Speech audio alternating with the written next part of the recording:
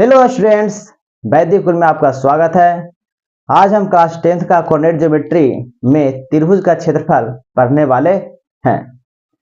Coordinate geometry से संबंधित दूरी सूत्र और सेक्शन फार्मूला और उन पे आधारित बहुत सारे प्रश्नों को हमने बता दिया है। आप जा करके उन वीडियोज को जरूर देखें। चलते हैं बिना देरी किए हुए त्रिभुज के क्षेत्रफल की ओर। कह रहा है कि त्रिभुज का क्षेत्रफल निकालें जब उनके शीर्षों का नियामक या कोऑर्डिनेट दिया हुआ है। जब हम दूरी सूत्र निकाले थे उस समय प्रथम पद लिए थे। सेक्शन फार्मूला निकाले यानी विभाजन सूत्र जब निकाले थे तो उस समय भी प्रथम पद लिए थे। अब यहाँ पे त्रिभुज का क्षेत्रफल निकालेंगे तो भी हम प्रथम पद लेंगे। सबसे पहले हम प्रथम पद ड्रॉ कर लेते हैं।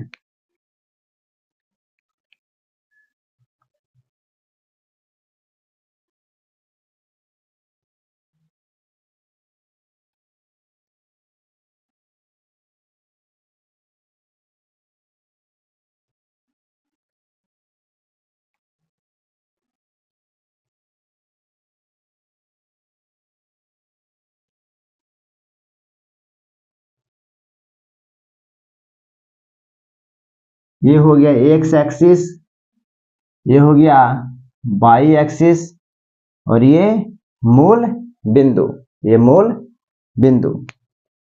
हम प्रथम पद में मान लेते हैं कि एक बिंदु ए है जिसका नियामक x1, y1 है, x1, y1 है। दूसरा पॉइंट ले लेते हैं बी,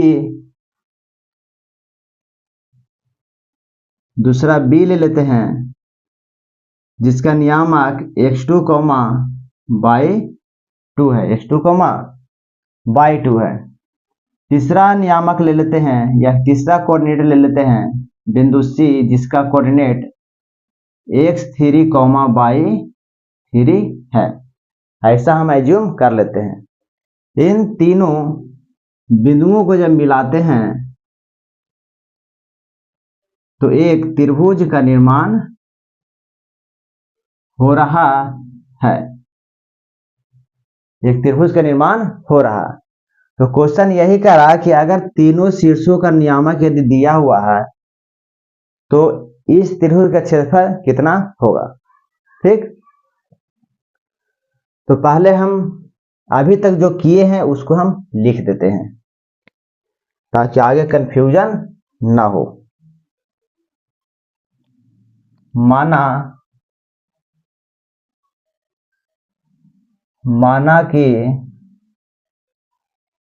कि प्रथम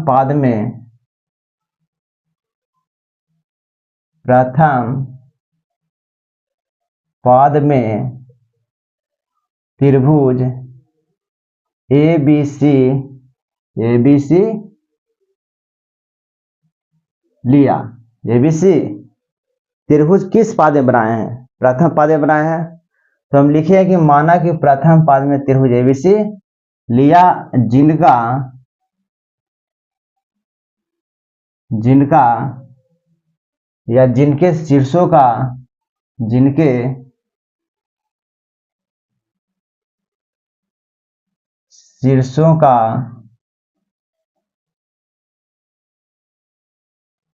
निर्देशांक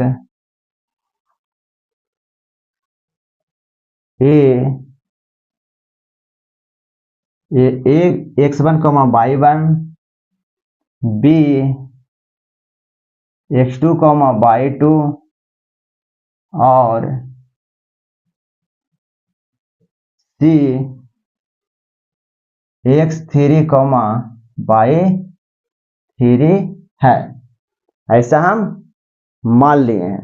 ठीक, अब क्या करते हैं कि शीर्ष B से, शीर्ष A से, शीर्ष C से एक्स एक्सिस पे परपेंडिकुलर ड्रॉ करते हैं, यानी लंब डालते हैं। क्या डालते हैं? लंब डालते हैं। तो पहले ए से डाल देते हैं।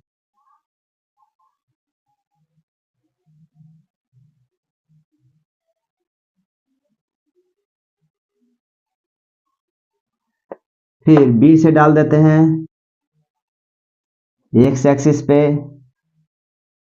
फिर सी से डाल देते हैं।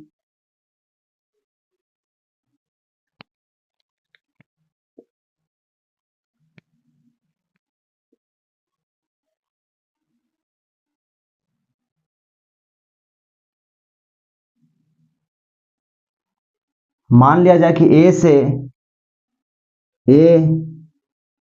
एम लंब डाले हैं, ए बी से बी एन और सी से सी एल, सी से सी एल लंब डाल दिए हैं।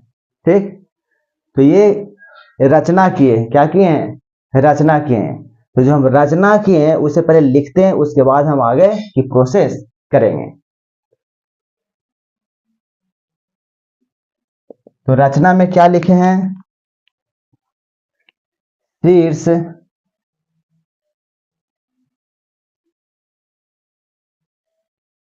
शीर्ष ए से ए एम या बी से, फिर बी से बी एन तथा सी से सी एल लंब एक्स एक्सिस पर डाला। एक्स एक्सिस पे डाला। इतना हम क्या किए हैं? रचना किए हैं। ठीक, रचना करने के बाद हमें यह पता चल रहा है कि अगर इस बिंदु का नियामक या कोऑर्डिनेट x2, y2 है, तो यहां से यहां तक x2 हो जाएगा और यहां से यहां तक y2 हो जाएगा। यहां से यहां तक x2 और यहां से यहां तक y2। फिर अगर ये x1 है तो यहां से यहां तक x1 और यहां से यहां तक y1। ये x3 है और y3 है, तो यहां से यहां तक x3 और यहां से यहां तक y3 हो जाएगा। तो उसे हम लिख देते हैं। ये हो गया x2 x2। अब यहां से O से M तक की दूरी हो जाएगा x1 और O से लेकर के O से लेकर के L तक की दूरी का हो जाएगा x3 यानी x1 x2 x1 x3 हो गया। ठीक, अब y को भी हम लिख देते हैं। तो यहां से यहां तक हो जाएगा y2, यहां से यहां तक ये हो जाएगा y1 और यहां से यहां तक हो जाएगा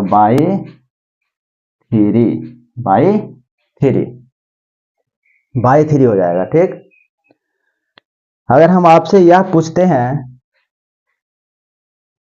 कि यहां से यहां तक की दूरी यानी OM तक का दूरी x1 है और ON तक की दूरी x2 है, तो NM कितना होगा? NM कितना होगा? तो NM कितना हो जाएगा? x1 minus x2, x1 minus x2। इसी प्रकार ML कितना हो जाएगा? तो x3 में से x1 को क्या करेंगे? घटा देंगे। तो x3 माइनस x1 हो जाएगा, x3 माइनस x1 हो जाएगा। अब आगे अगर एन एल पूछते हैं, एन एल, तो एन एल कितना हो जाएगा? एन एल यहां से यहां तक x3 है, यहां से यहां तक x2 है, तो x3 में से x2 घटा देंगे तो यहां से यहां तक दूरी निकल जाएगा, यानी x3 माइनस x2, ये हो गया एन एल की लंबाई। ठीक, अब हम बारी बारी से लिख देते हैं।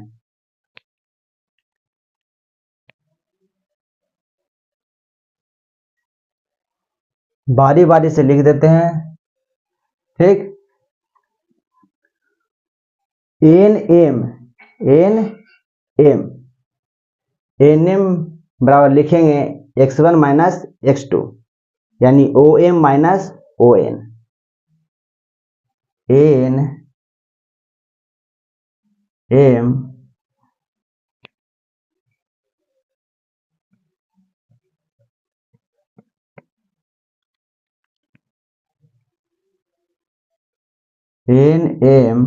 बराबर डायरेक्ट हम लिख सकते हैं x1 माइनस x2, डायरेक्ट लिख देते हैं, है ना,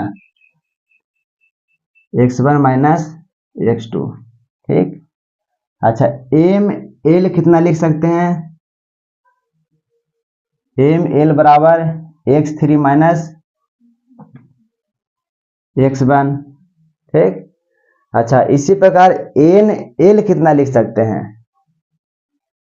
एन एल तो x3 minus x2, x3 minus x2 लिख सकते हैं। ठीक, इसी प्रकार हम बाई वाले लिख सकते हैं, तो बी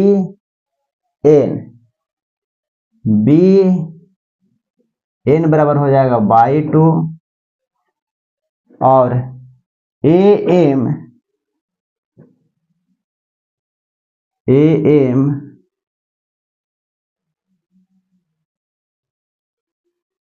एम बराबर हो जाएगा बाई 1। इसी प्रकार सी एल बराबर हो जाएगा बाई 3। इतना आपको समझ में आ गया होगा। और जब ध्यान से यहां पे देखिए, जब हम रचना किए तो क्या किए थे? ए से ए एम लंब एक्स एक्सिस पर, बी से बी एन लंब एक्स एक्सिस पर, और सी से सी एन लंब एक्स एक्सिस पे डाले थे।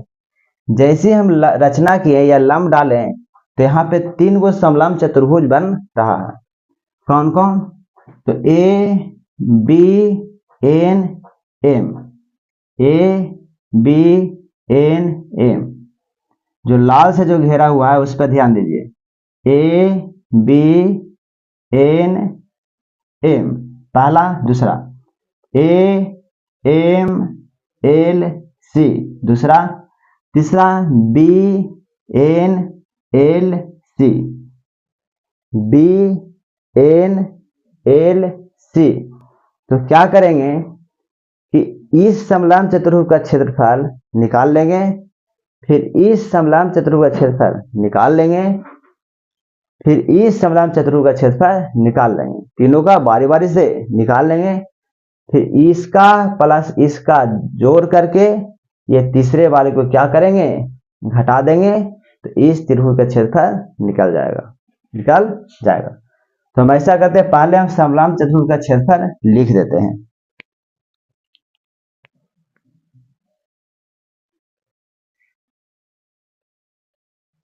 समलंब चतुर्भुज का क्षेत्रफल बराबर होता है 1/2 गुना समांतर भुजाओं का योगफल। समांतर भुजाओं का योगफल, तो इसके समांतर कौन है? ये है ना, तो लिखें समांतर भुजाओं का योगफल। समांतर भुजाओं का योग गुना ऊंचाई। ऊंचाई कहने का मतलब है कि इस समलंब चतुर्भुज में किस भुजा पर 90 डिग्री का कोण बन रहा, तो यहाँ पे बन रहा और यहाँ पे बन रहा, तो यहाँ से यहाँ तक एनएम हो जाएगा ऊंचाई, या इन दोनों के बीच की लंबिक दूरी, समांतर भुजाओं के बीच का लंबिक दूरी वही ऊंचाई कहते हैं। ठीक, तो इस फॉर्मूले को हम इस्तेमाल करेंगे। अब हम पहले क्या करते हैं कि पहले हम ए बी एन एम समलंब चतुर्भुज का क्षेत्रफल निकाल लेते हैं। तो लिखते हैं समलंब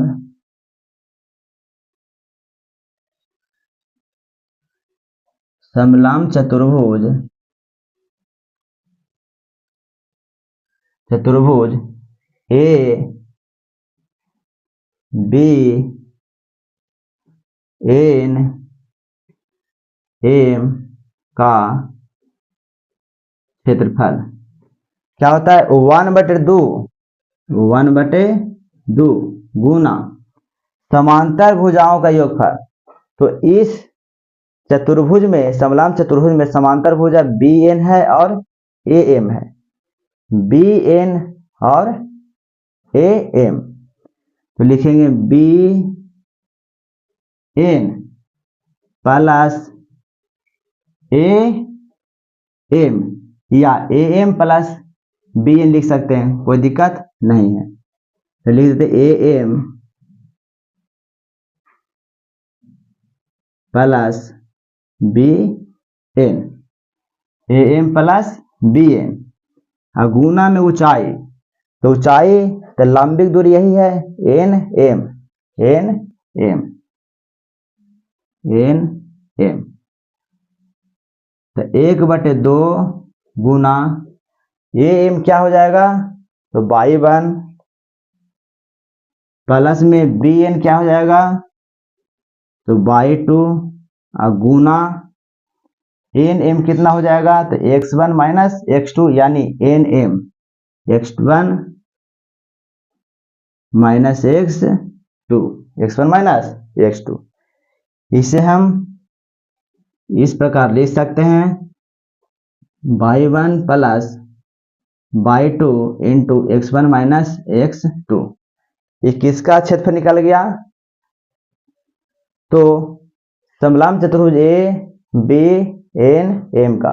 ठीक, इसे हम एक जगह लिख देते हैं, बाद में हम इसे इस्तेमाल करेंगे, नहीं तो मिट जाएगा। तो लिख देते हैं 1/2 गुना y1 plus y2 into x1 minus x2। ठीक, ये हो गया फर्स्ट का। आप इसे स्क्रीनशॉट ले लें ताकि हम आगे बता सकें।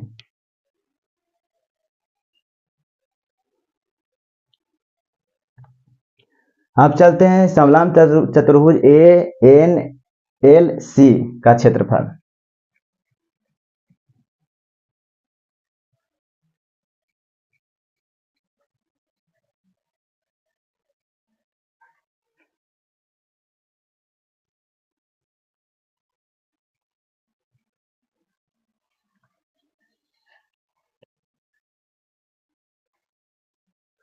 समलंब चतुर्भुज ए एम सी एल का क्षेत्रफल बराबर 1/2 गुना समांतर भुजा ढूंढिए, तो ए एम का समांतर कौन हो जाएगा, C L, A M plus C L गुना ऊंचाई क्या हो जाएगा, एम एल 1/2 गुना ए एम कितना है y1 प्लस सी एल कितना है, तो y3 है, गुना में एम एल है x3 minus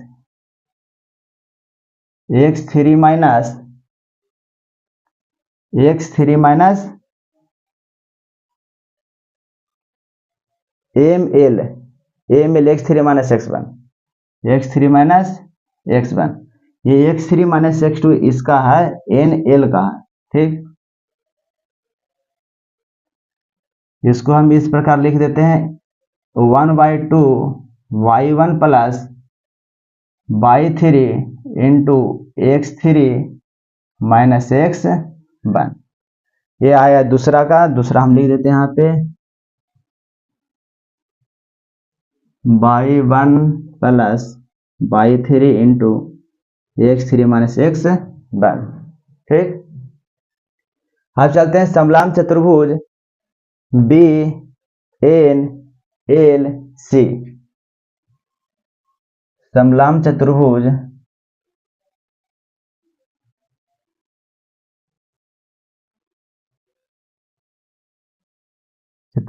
B N L सी का क्षेत्रफल 1/2 गुना समांतर भुजाओं का योगफल। तो बी एन का समांतर कौन हो जाएगा, सी एल। तो B N plus C L गुना ऊंचाई कौन हो जाएगा, तो N L, N L, N L हो जाएगा। 1/2 गुना बी एन हो जाएगा y2 प्लस y3 गुना एन एल, यहां से लेकर के यहां तक का क्या है, x3 minus x2, x3 minus x2 1/2 into y2 plus y3 into x3 minus x2। ये आ गया तीसरा समलंब चतुर्भुज का क्षेत्रफल। 1/2 गुना y2 plus y3 into x3 minus x2, x3 minus x2, ठीक। अब हम यह करते हैं कि ए बी सी का क्षेत्रफल बराबर, हम ऐसा लिख सकते हैं, ए बी सी का क्षेत्रफल बराबर इस समलंब चतुर्भुज का क्षेत्रफल प्लस में इस समलंब चतुर्भुज का क्षेत्रफल, हम माइनस में इस समलंब चतुर्भुज का क्षेत्रफल। जब घटा देंगे इसको तो ये बच जाएगा, है ना। इतना प्लस इतना और माइनस इतना करने के बाद हमें ये भाग निकल जाएगा, ठीक। तो लिखते हैं त्रिभुज एबीसी का क्षेत्रफल, त्रिभुज एबीसी का क्षेत्रफल बराबर, क्षेत्रफल बराबर समलंब चतुर्भुज, समलंब चतुर्भुज, यहां हम खाली चतुर्भुज का सिंबल दे देते हैं, आप समझ जाइए कि समलंब चतुर्भुज लिखा हुआ है, ठीक। समलंब चतुर्भुज ए बी एन एम का क्षेत्रफल प्लस समलंब चतुर्भुज ए एम एल सी का क्षेत्रफल, माइनस माइनस कौन सा, माइनस समलंब चतुर्भुज बी एन एल सी का क्षेत्रफल, बी एन एल सी का क्षेत्रफल। हम क्या किए हैं, इसका क्षेत्रफल निकालने के लिए हम क्या कर रहे हैं कि इतना का क्षेत्रफल प्लस इतना का क्षेत्रफल और माइनस इतना का क्षेत्रफल, तो ये बच जाएगा, तो इसका क्षेत्रफल निकल जाएगा। तो ए बी एन एम का क्षेत्रफल कितना लाए हैं, पुट कर देते हैं 1/2 y2 y1 plus y2, y1 plus y2 into x1 minus x2, x1 minus x2 plus 1/2 इसका क्षेत्रफल ए एम एल सी का लाए हैं y1 plus y3, y1 plus y3, y1 plus y3 into x3 minus x1, x3 minus x1, minus minus है तो minus minus में हो जाएगा, इसको घेर देते हैं पूरा 1/2, 1/2 पहले लिख देते हैं, ठीक, 1/2 by 2 plus by 3 into x3 minus x2, x3 minus x2, इसे हम इस प्रकार से घेर देते हैं, नहीं तो ऐसा करते हैं कि 1/2 पहले कॉमन ले लेते हैं, 1/2 कॉमन ले लेते हैं, उसके बाद हम कैलकुलेट कर लेंगे, ठीक।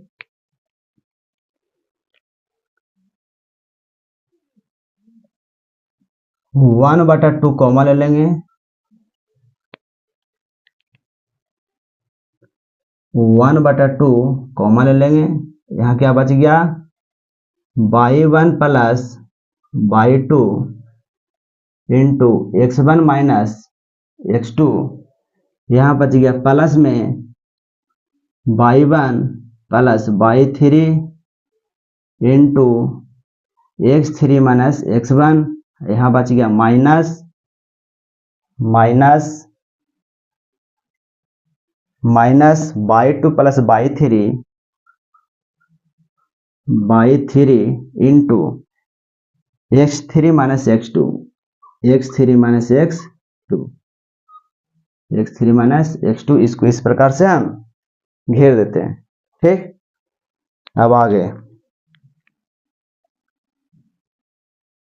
1/2 हम गुना करते हैं तो y1 गुने x1, तो लिख सकते हैं y1 इंटू x1, फिर y1 गुने माइनस x2 तो माइनस y1 x2 हो जाएगा, ठीक।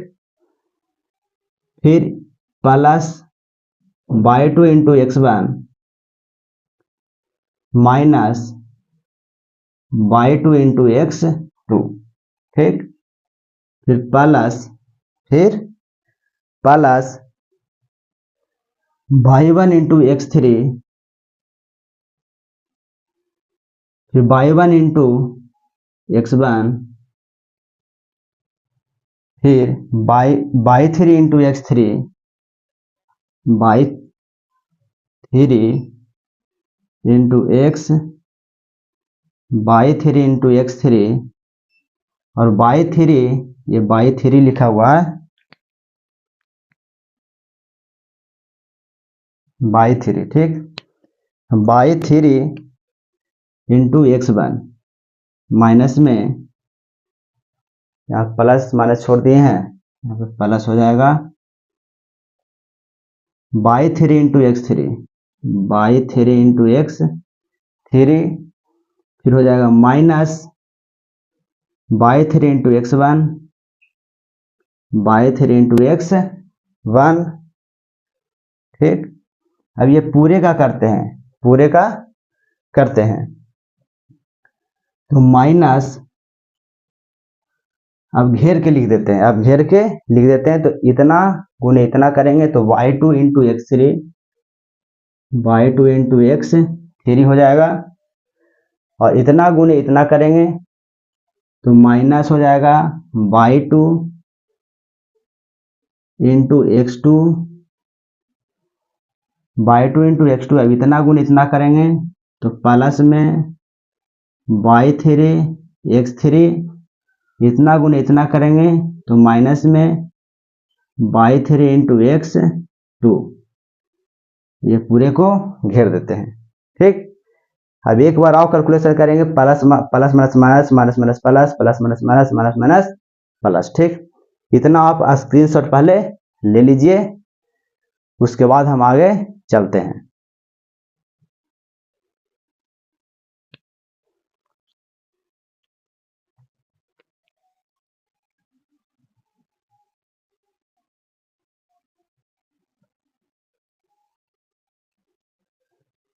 अब इसका काम हो गया, हमको लगता है इसको मिटा देते हैं, इसका जरूरत अब नहीं।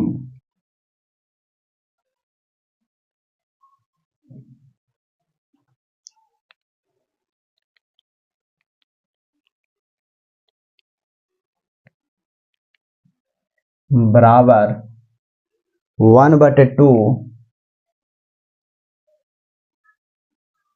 y1 इंटू x1 माइनस ये y1 into x2 plus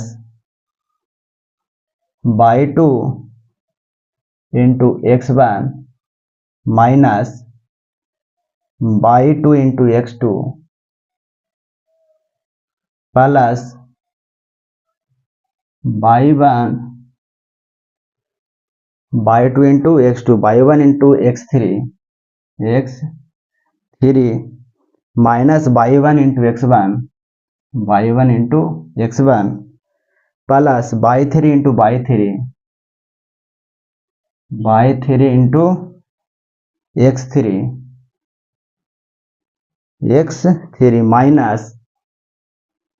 minus y3 into x1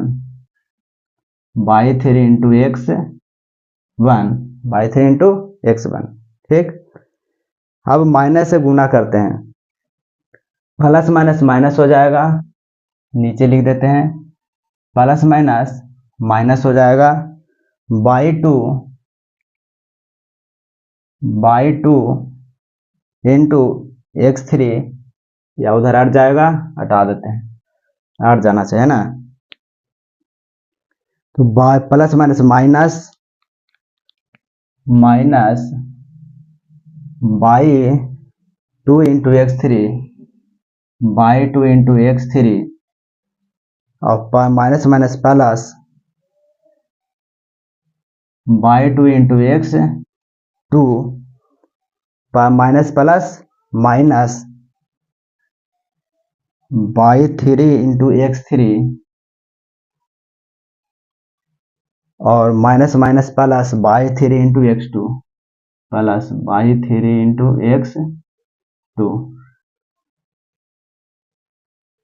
x2 ठीक। अब देखते हैं कि कौन कौन कट रहा है। x1 y1 ये से ये कैंसिल हो गया, plus minus y2 x2 plus minus cancel हो गया। अब y3 प्लस में है x3 y3 x3 माइनस में है, ये कैंसिल हो गया। अब x1 अब जो बचा x1 उसको एक जगह लिख देंगे, अब x2 जो बचा उसको एक जगह और x3 वाले को एक जगह। 1/2 इंटू बड़ी ब्रैकेट x1 यहाँ है, लिखते हैं y2 इंटू x1 और कहीं पे x1 है, बचा हुआ x1 यहाँ है ना, तो माइनस y3 इंटू x1 लिख देते हैं। अब x2 ढूंढते हैं, यहाँ x2 है, माइनस में y1 x2 और x2 कहाँ है, x2 यहाँ है x2 है ना, प्लस y3 इंटू x2 हो जाएगा। अब x3 ढूंढते हैं, यहाँ x3 है, प्लस y1 x3, अब x3 यहाँ पे है, माइनस y2 x3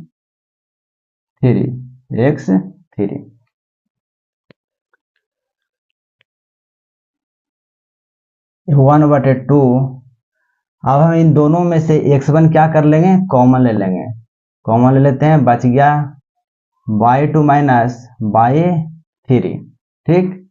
अब इन दोनों में हम x2 कॉमन लेते हैं, प्लस x2 ले लेते हैं, प्लस x2, तो y3 माइनस y1 हो जाएगा, माइनस प्लस में y3 बच जाएगा, माइनस में y1 बच जाएगा, प्लस में x3 कॉमन ले लेते हैं, यहाँ y1 माइनस y2 हो जाएगा। यानी ये जो फॉर्मूला निकल के आया, ये त्रिभुज का क्षेत्रफल निकल के आया जब तीनों शीर्षों का कोऑर्डिनेट दिया हुआ है ठीक। तो ये किसका फॉर्मूला आ गया, त्रिभुज ए बी सी का क्षेत्रफल बराबर 1/2 x1 into y2 minus y3 plus x2 y3 minus y1 plus x3 y1 minus y2।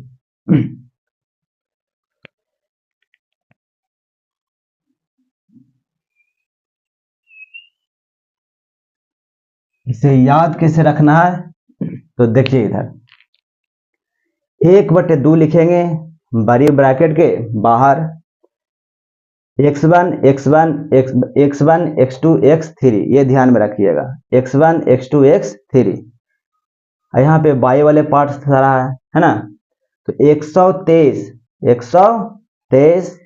231 312 123 231 312 123 231 312 ये आप ध्यान में रखिएगा।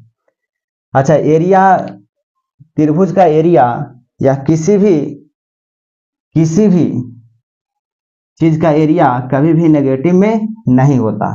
ठीक, तो नेगेटिव से बचने के लिए हम मॉड का इस्तेमाल करते हैं। देखिए इसे हम इस प्रकार भी लिख सकते हैं,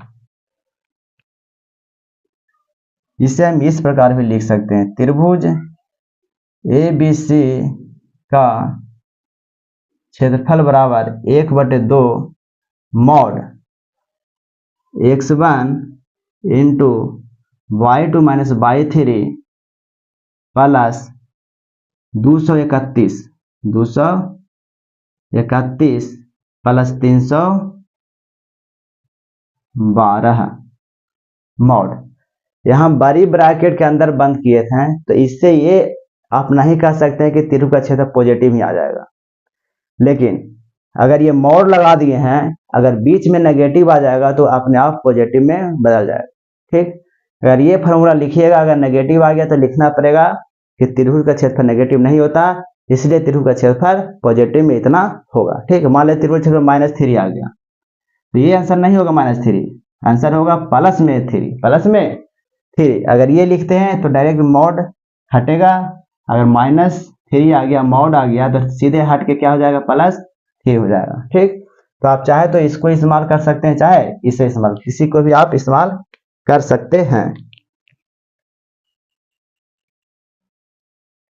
एक बार फिर हमारे साथ बोलिए, त्रिभुज का क्षेत्रफल बराबर 1/2 123 231 312 123 231 312। खाली आपको यहाँ ध्यान रखना है कि x वाला पार्ट बाहर है ना, x1 x2 x3 है ना, 123 231 312।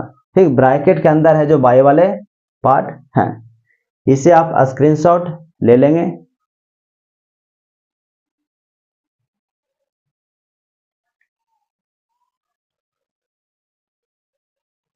अब चलते हैं, यदि मान लिया जाए कोई पूछता है कि 3 बिंदु संरेखी या संरेख कब होते हैं, तो हम वहां पे पढ़े हैं, कहां पे, तो दूरी सूत्र में शायद, है ना, दूरी सूत्र में पढ़े हैं कि कोलिनियर या संरेखी कब होते हैं, तो AB + BC बराबर AC होता है, तो क्या होता है, संरेख होते हैं।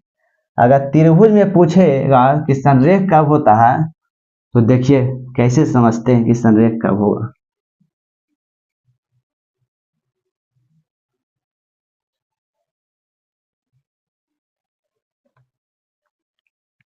मान लेते हैं कि एक त्रिभुज ले लेते हैं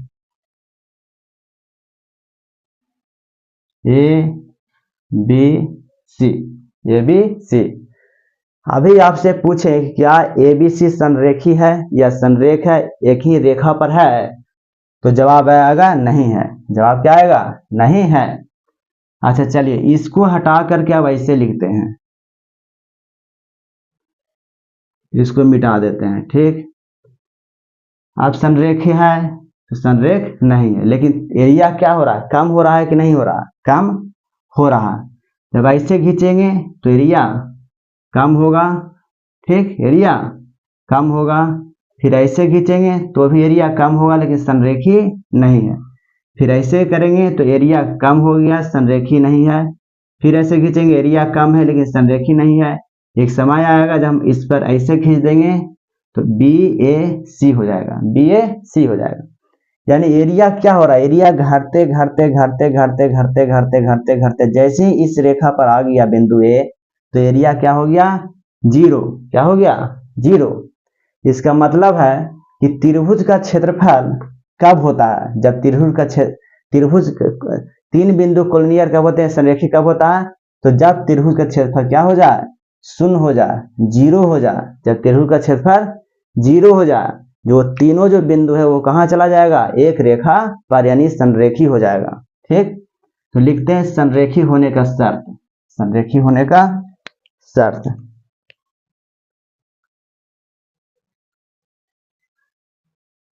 तीन बिंदुओं को संरेख होने का शर्त, शर्त क्या है कि एरिया ऑफ त्रिभुज ABC, यानी त्रिभुज ABC का क्षेत्रफल क्या होना चाहिए, जीरो होना चाहिए। क्या होना चाहिए, जीरो होना चाहिए।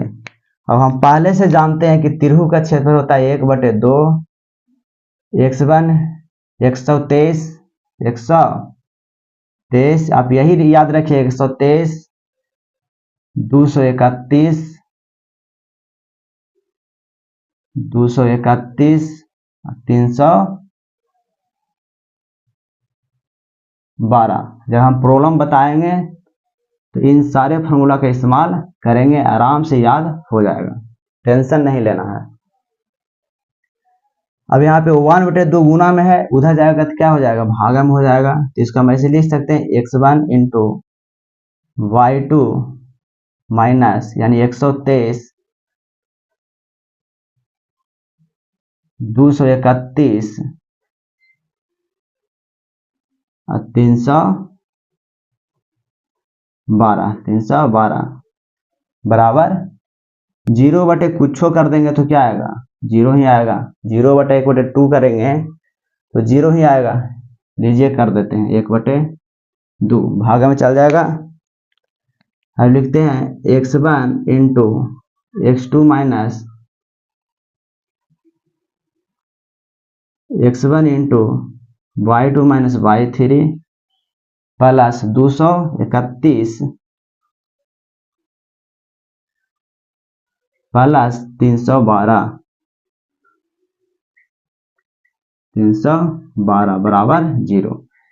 ये कब हो रहा है, जब तीन बिंदु क्या हो रहे हैं, संरेख हो रहे हैं। जब संरेख हो जाएंगे तो एरिया क्या हो जाएगा, जीरो हो जाएगा। एरिया कभी भी नेगेटिव नहीं होता है। इसे आप स्क्रीनशॉट ले लेंगे।